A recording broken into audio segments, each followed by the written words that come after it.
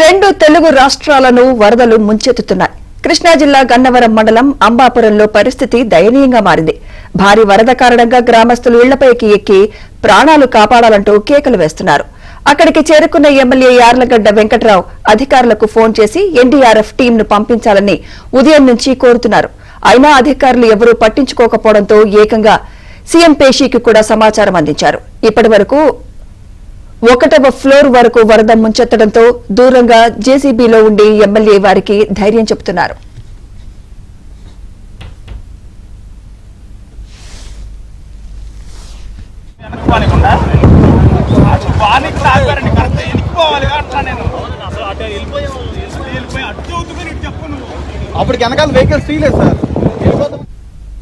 ఇదే అంశంపై మరింత సమాచారం మా ప్రతినిధి పూర్ణ అందిస్తారు. పూర్ణ, ఉదయం నుంచి ఎన్డీఆర్ఎఫ్ టీం ని పంపించాలని కోరుతున్నా, ఎందుకని ఈ టీం అక్కడ చేరుకోలేకపోయింది? సుమిత్ర, గన్నవరం నియోజకవర్గం అంబాపురంలో మొత్తం కూడా జలదిగ్బంధంలో చిక్కుపోయింది. దాదాపు 500 కుటుంబాలు అక్కడే నిరాశలయ్యారు. అక్కడ స్థానిక ఎమ్మెల్యే ఉదయం నుంచి కూడా అక్కడికి వెళ్ళి మొత్తం కూడా అక్కడ పరిస్థితిని సమీక్షించి ఎన్డీఆర్ఎఫ్ సిబ్బందిని అక్కడికి వెళ్లాలని ఆదేశించినప్పుడు కూడా ఇప్పటివరకు కూడా అక్కడ బోట్లు వెళ్ళలేని పరిస్థితి. దీని మీద స్థానిక ఎమ్మెల్యే యార్లగడ్డ వెంకటరావు తీవ్ర ఆగ్రహంతో ఉన్నారు. ఇదే అంశం సంబంధించి మనతో మాట్లాడటానికి యార్లగడ్డ వెంకటరావు ఉన్నారు. ఆయన అడిగి మరి సార్, ఏంటి సార్ పరిస్థితి అక్కడ? ఇందాక మీరు తీవ్ర ఆగ్రహం వ్యక్తం చేశారు.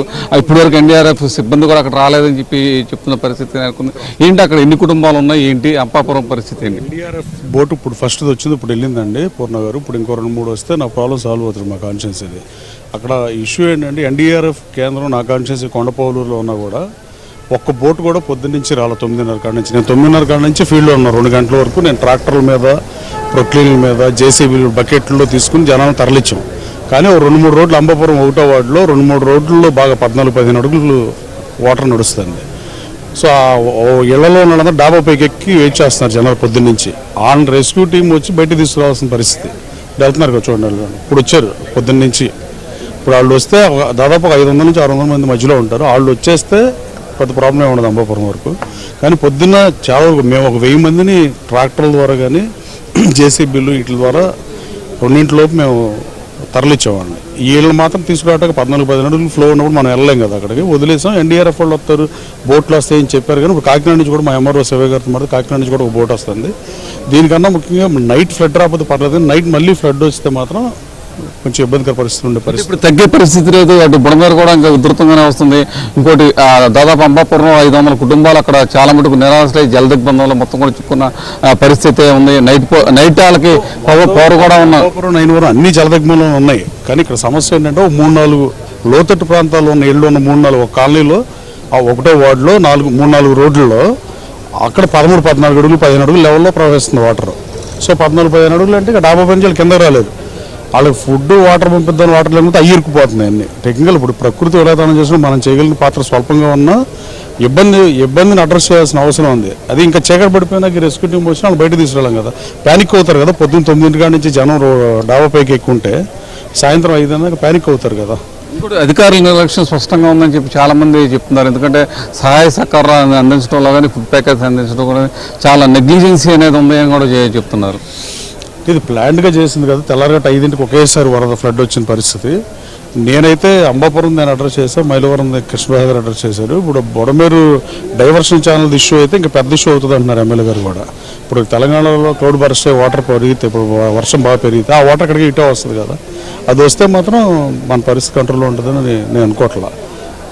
సో ప్రభుత్వ యంత్రాంగం పనిచేస్తుందంటే సడన్గా వచ్చిన దానికి మనం రాజకీయంగా మాట్లాడటం కరెక్ట్ కాదు. కానీ వాళ్ళ స్థాయిలో పనిచేస్తుంది కానీ సడన్గా వచ్చింది కదా. ప్రకృతి విధానం చెప్తే కథ వాళ్ళు ఇంకా కొంచెం బెటర్గా ప్లాన్ చేస్తే బాగుండేది. అంటే కూడా మనం అందిస్తున్న పరిస్థితి బాధాకరం కదా. హెలికాప్టర్ అనేది అరేంజ్ చేయలేకపోవడం అది వేరే విషయం. కానీ నా కాన్స్టిట్యున్సీలో ఎన్డీఆర్ఎఫ్ ఉంది కొండపోలూరులో. వాళ్ళ దాని ముందు రోడ్డు పగిలిపోతే, రోడ్డు కొట్టుకుపోతే నేను ఎంఆర్ఓతో వేయించా. కానీ ఎన్డీఆర్ఎఫ్ బోట్లు ఎప్పుడు రాకపోవడం బాధాకరం. ముఖ్యమంత్రి గారి దృష్టి తీసుకెళ్లిన తర్వాత వచ్చినాయి. సెక్రటరీతో మాట్లాడి గారితో అలా మాట్లాడిన తర్వాత ఇప్పుడు బోట్లు వచ్చినాయి. అది పరిస్థితి. సార్, మీరు ప్రధానంగా చూస్తే కనుక రెగ్యులేటర్ దగ్గర వాటర్ లెవెల్ తగ్గింది. అంటే 11,000 క్యూసెక్లకు వచ్చినప్పుడు కూడా ఈ డైవర్షన్ మాత్రం ఇంకా ఫ్లో పెరుగుతూనే ఉంది. మధ్యలో బీచ్ వల్ల ఇదంతా కారణం అంటారు. ఇప్పుడు రెగ్యులేటర్ని డౌన్ చేస్తేనే కానీ ఈ పరిస్థితి విజయవాడ ముంపు నుంచి కాపాడే అవకాశం ఉందంటారు. అది కాదండి. ఏంటంటే మన బుడమేరు వాటర్ అంతా తెలంగాణ నుంచి అడవుల్లోంచి మైలవరం నియోజకవర్గం నుంచి వచ్చే నీరంతా న్యాచురల్ కోర్స్ గతంలో వెలగలేరు దగ్గర నుంచి విజయవాడ మీదకి వెళ్ళేది. కొన్ని దశాబ్దాల క్రితం ఇది విజయవాడ నగరానికి ఇబ్బంది అవుతుందని చెప్పి బీడీసీ బుడమేరు డైవర్షన్ ఛానల్ ద్వారా మనం కృష్ణానదిలో కలుపుతా ఉన్నాం త్రూ ఇబ్రహీంపట్నం మీదుగా.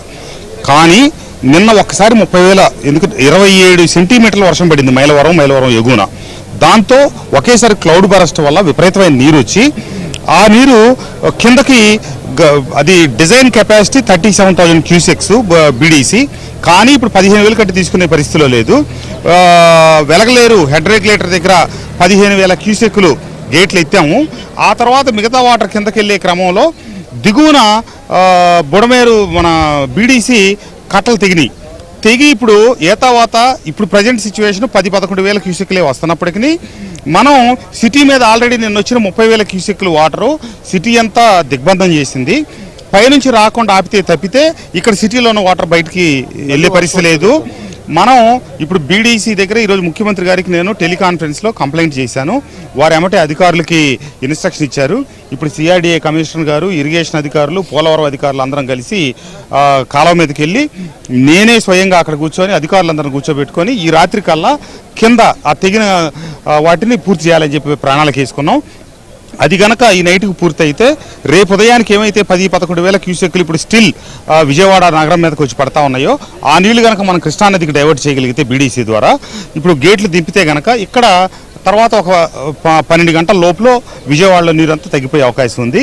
అది గనక మనం ముయ్యినంతసేపు ఒకవేళ పొరపాటున ఈరోజు రాత్రికి గనక మళ్ళీ తెలంగాణలో కానీ మైలవరం పరిసర ప్రాంతాల్లో కనుక వర్షాలు పడితే విజయవాడలో ఇప్పుడున్న ఈ అస్తవ్యస్త పరిస్థితులకు తోడు ఇంకా పరిస్థితి దిగజారే ప్రమాదం ఉంది. ఇంకా ఇక్కడ ఇబ్బందికర వాతావరణం వచ్చే పరిస్థితి ఉంది. అది రాకుండా ఉండడం కోసం నేను సిఆర్డీఏ కమిషనర్ గారు ఇద్దరం ఇప్పుడు కాలం మీదకి వెళ్తా ఉన్నాం.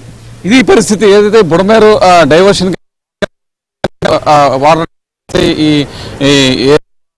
తగ్గే అవకాశం ఉందని చెప్పి కూడా ఎమ్మెల్యే వసంత కృష్ణప్రసాద్ అలాగే యాలగడ్డ వెంకటరావు చెప్తున్న పరిస్థితి నెలకొంది.